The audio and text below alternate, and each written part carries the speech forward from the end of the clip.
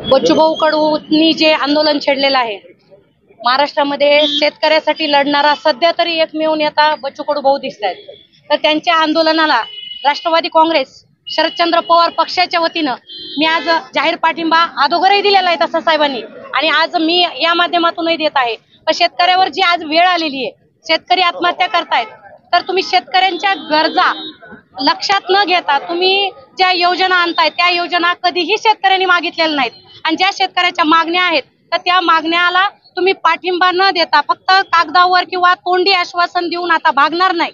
तर यासाठी तुम्हाला या आंदोलनाची दखल घेऊन तुम्हाला शेतकऱ्याची पूर्ण कर्जमाफी करावं लागेल आणि त्यांच्या मालाला हमीभाव द्यावा लागेल. ह्या मुख्य दोन मागण्या ज्या बच्चू भाऊंनी अगोदर घेतलेल्या आहेत हातात, त्याचा अगोदर जर तुम्ही याच्यावर जर विचार लवकरात लवकर नाही केला तर ह्या आंदोलनाला, आज बच्चू भाऊ बरोबर तर आम्ही आहोतच, पण या आंदोलनाला तीव्र स्वरूप आता लहान मुलांपासून ज्यावेळेस उतरायची वेळ येईल त्यावेळेस तुम्हाला दिसणार आहे का की आंदोलन चालू आहे.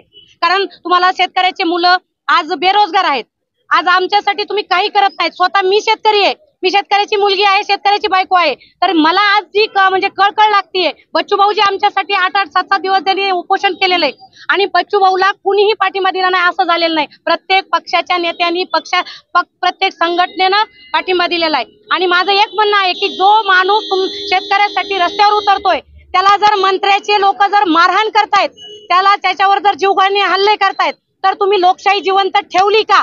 हा माझा पहिला प्रश्न एक शेतकरी महिला म्हणून.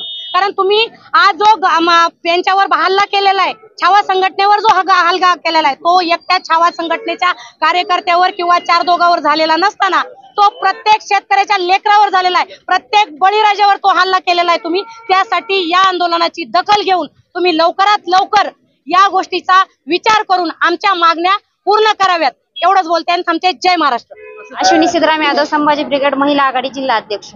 माझं एकच म्हणणं आहे, जे आज हा रास्ता रोको केलेला आहे ते शेतकऱ्याचं कर्जमाफी व्हावी आणि त्यांना हमी भाव भेटावा म्हणून आहे. मला एक सरकारला म्हणायचं आहे, शेतकरी हा सर्वांचा पोशिंदा आहे. त्यांनी जर पीक उगवलं तरच सर्वसामान्यांना जगण्याची दिशा मिळेल.